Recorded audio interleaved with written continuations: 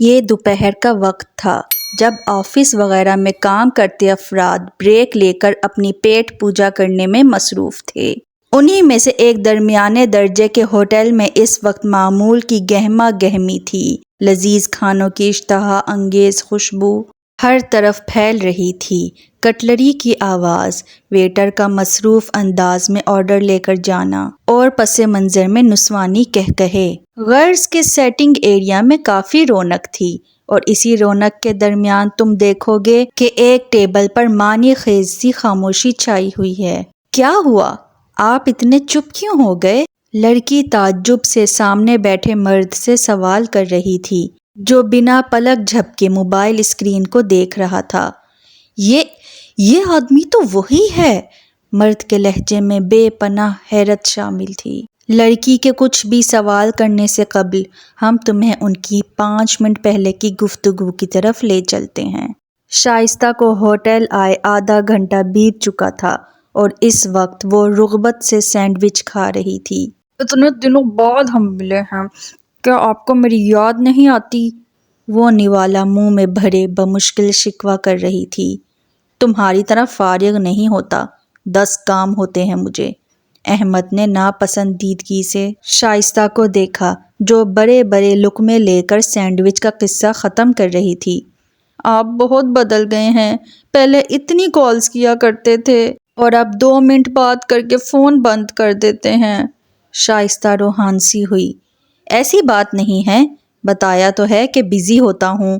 کہیں ایسا تو نہیں کہ آپ کو کوئی اور پسند آ گئی ہے؟ اگر ایسا ہوا نا تو میں اپنی جان لے لوں گی، سمجھے آپ؟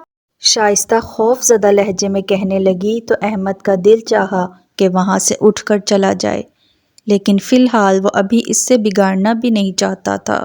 اگر اسکول میں ان دونوں کے افیئر کی بات پھیل جاتی تو اسکول کی تو ریپوٹیشن خراب ہونی ہی تھی۔ اس کے ساتھ ساتھ انایا سچی ثابت ہو جاتی اور وہ جھوٹا، اور ابھی تو اس نے انایا سے اس تھپڑ کا بدلہ بھی لینا تھا۔ ان سب وجوہات کی وجہ سے شائستہ کو جھیلنا بہت ضروری ہو گیا تھا۔ ارے پگلی، جب سے تمہیں دیکھا ہے تب سے اس دل کو کوئی دوسرا چہرہ بھاتا ہی نہیں۔ احمد کے رومانوی لہجے سے کہی گئی بات پر وہ شرما گئی۔ ابھی تو میں نے آپ کو اپنی پکچرز دکھائی ہی نہیں۔ انایا کی بہن کی شادی میں سب سے زیادہ حسین لگ رہی تھی۔ وہ جوش میں آ کر جلدی سے موبائل نکال کر اسے دکھانے لگی، اور انایا کا نام سنتے ہی اس کے کان کھڑے ہو گئے۔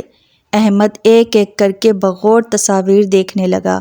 انایا کی تصویر کو دیکھ کر دل میں ایک ہوک سی اٹھی۔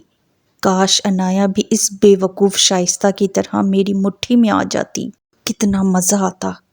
آگے دلہن اور سب رشتہ داروں کی تصاویر دیکھ کر وہ اکتا کر موبائل واپس دینے لگا تھا کہ اچانک ایک تصویر کو دیکھ کر ٹھٹک گیا، جبکہ شائستہ اپنی تعریف سننے کی آس میں منتظر سی بیٹھی تھی۔ بتائیں نا، میں کیسی لگ رہی ہوں؟ پتہ ہے، شادی میں تو ایک لڑکا میرے پیچھے ہی پڑ گیا تھا، جہاں میں جاتی وہیں آ کر بیٹھ جاتا، اور تو اور میری تعریف میں زمین آسمان کے کلابے ملانے لگا۔ اور یہ کون ہے؟ احمد نے سانس روک کر پوچھا تو شائستہ کی چلتی زبان رکی۔ کون؟ شائستہ نے استعجاب سے اسکرین کی طرف دیکھا۔ یہ تو طلال ہے۔ کون طلال؟ تم کب سے جانتی ہو اسے؟ ارے کب سے کیا مطلب؟ وہ ہنسی۔ اپنے بچپن سے جانتی ہوں، ہمارے محلے میں ہی تو رہتا تھا، لیکن 5 سال پہلے یہ محلہ چھوڑ کر چلا گیا تھا۔ شائستہ کے بتانے پر وہ جہاں کا تہاں بیٹھا رہ گیا۔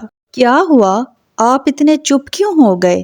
شائستہ نے تعجب سے سوال کیا، جبکہ وہ بنا پلکیں جھپکے موبائل اسکرین کو دیکھ رہا تھا۔ دلہا اور چند مردوں کے ساتھ بلیک شلوار سوٹ اور آف وائٹ شال میں ملبوس طلال حیدر اپنی رعبدار پرسنالٹی کے ساتھ ٹانگ پر ٹانگ جمائے بیٹھا تھا۔ اس کے کپڑے، جوتے، گھڑی، غرض ہر چیز سے اس کا ذوق اور عمارت چھلک رہی تھی۔ یہ آدمی تو وہی ہے۔ احمد کے لہجے میں بے پناہ حیرت شامل تھی۔ کون آدمی؟ کچھ نہیں، ایکچولی مجھے ایسا لگا کہ میں نے اس طلال نامی شخص کو کہیں دیکھا ہے۔ اب کہ وہ سنبھل چکا تھا۔ البتہ ذہن میں طلال کے ساتھ گاڑی میں کی گئی ملاقات تازہ ہو گئی۔ کسی اچھی جگہ ہی دیکھا ہوگا، کیونکہ اب یہ مسٹر بہت اونچی چیز بن چکے ہیں، وہ طنزیہ لہجے میں بولی۔ اچھا، تو پہلے کیا یہ غریب تھا؟ وہ اچھا پر زور دے کر پوچھنے لگا۔